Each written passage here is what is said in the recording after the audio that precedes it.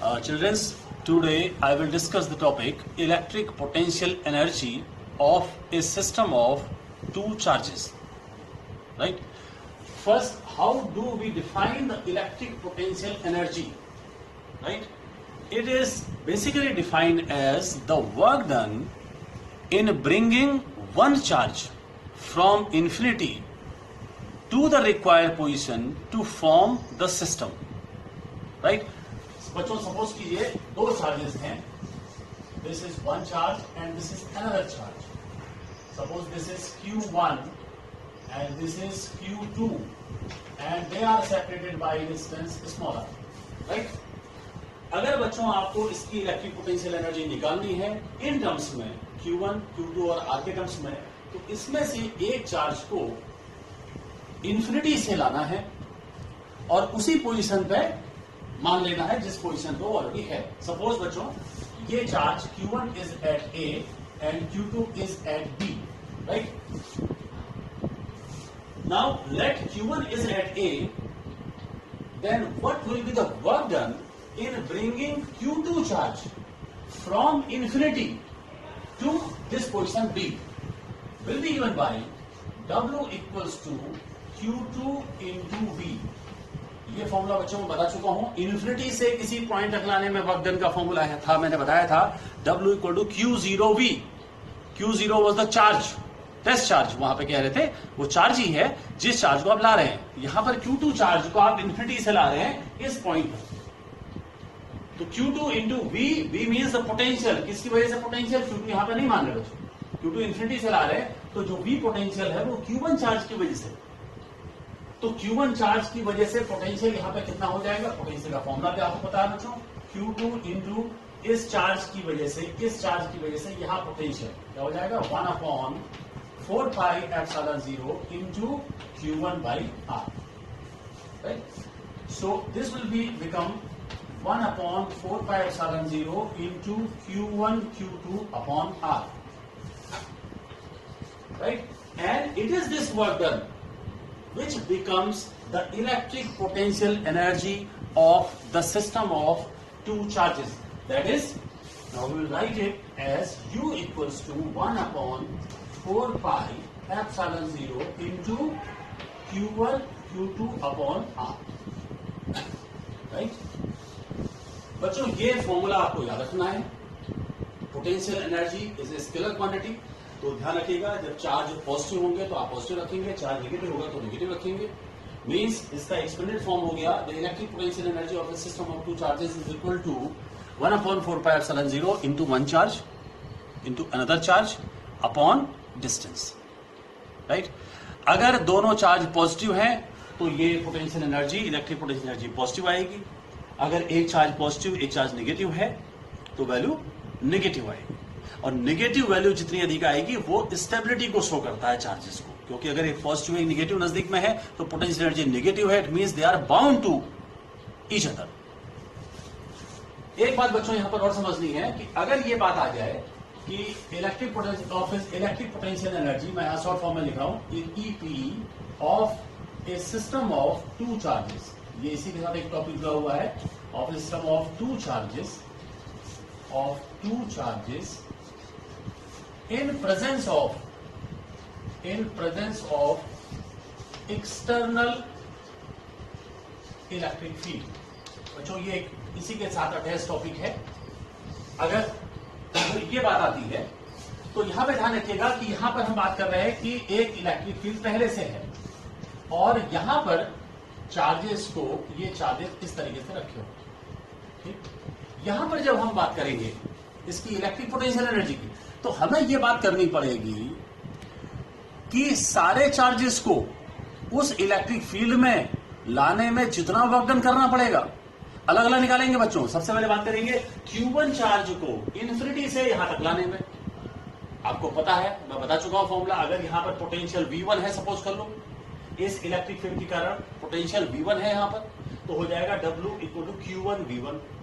यहां V2 potential है इस चार्ज को लाने में इन्फिनिटी से, कितना हो जाएगा? Q2 V2. और इन दोनों सिस्टम को बनाने में, यानी कि जैसे मैंने पहले निकाला था, हो जाएगा 1/4 pi epsilon 0 into Q1 Q2 by R. Right? and then this potential energy will become Q1 V1 plus Q2 V2 plus 1 upon 4 pi epsilon 0 into Q1 Q2 upon R. ये भी फॉर्मूला बच्चों आपको याद रखना है in the presence of external electric field. External electric field में अगर आपको निकालना है, ऑलरेडी प्रेजेंट था इलेक्ट्रिक फील्ड, तो बच्चों ये फॉर्मूला यूज करेंगे। अगर केवल दो चार्जेस हैं तो ये फॉर्मूला यूज करेंगे, राइट। अब बात आती है कि इस पर क्वेश्चन किस तरीके से पूछे जा सकते हैं, क्वेश्चन किस तरीके से आप सॉल्व करेंगे, न्यूमेरिकल क्वेश्चंस। तो मैं एक दो एग्जांपल्स आपको बताता हूं बच्चों। एग्जांपल इसके लिए हम लेते हैं यहां पर। सपोज एक एग्जांपल है कि there are 4 charges in a square. Example ले रहा हूं न्यूमेरिकल क्वेश्चन में। Suppose this is minus Q, this is plus Q, this is minus Q, this is plus Q and the side is a. General मैं ले रहा हूं values में। And we have to find the electric potential energy of the system of this charges. बच्चों हमें जो charge के potential energy का पता है वो दो चार्जेस का पता है। तो यहां पर इसी तरीके से बात करेंगे। देखिए सबसे पहले इसके बीच में एक पोटेंशियल एनर्जी इनके बीच में होगी। कितनी होगी? 1 upon 4 pi epsilon 0 into this charge upon कितना हो जाएगा? 1 upon 4 pi epsilon 0 into minus Q square by A, right. एक पोटेंशियल एनर्जी इसके बीच में होगी बच्चों। कितनी हो जाएगी? 1 upon 4 pi epsilon 0 into minus Q into Q upon A, यानी कि minus Q square by A. एक पोटेंशियल एनर्जी इसके बीच में कितनी हो जाएगी बच्चों? 1 upon 4 pi epsilon 0 into minus Q square by A. एक पोटेंशियल एनर्जी इसके बीच में कितनी हो जाएगी? 1 upon 4 pi epsilon 0 into minus Q square by A. एक पोटेंशियल एनर्जी देखिए ये बच्चों, ये चार्जेस के बीच में कितनी हो जाएगी? 1 upon 4 pi epsilon 0 into minus Q upon ये साइड। ये कितना होगा बच्चों? यहाँ पर ये ए है, ये कितना हो जाएगा? ए रूट 2 हो जाएगा। 1 upon 4 pi epsilon 0 into minus Q square by a root 2। एक पोटेंशियल एनर्जी इसके बीच में कितनी हो जाएगी बच्चों? 1 upon 4 pi epsilon 0 into Q square by a root 2, right. सबको हम क्या करेंगे? ऐड कर देंगे, because potential is a scalar quantity. तो यहां पर एक चीज और कर सकते हैं बच्चों, आप अलग अलग निकालने के बजाय आप बहुत सारी चीजें कॉमन हो रही हैं तो इसमें एक साथ ले सकते हैं। अगर मैं इसको एक लाइन में अगर करना चाहूं बच्चों पूरी चीज को, 1 अपॉन 4 पाई एप्सिलॉन 0 सब में कॉमन है बच्चों, क्यू स्क्वायर बाई ए सब में कॉमन है। आप देखेंगे यहां से जब आप करेंगे पहला देखेंगे तो ये -1 आएगा, राइट।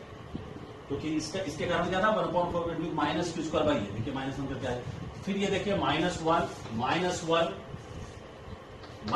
चार क्या हो गया बच्चों?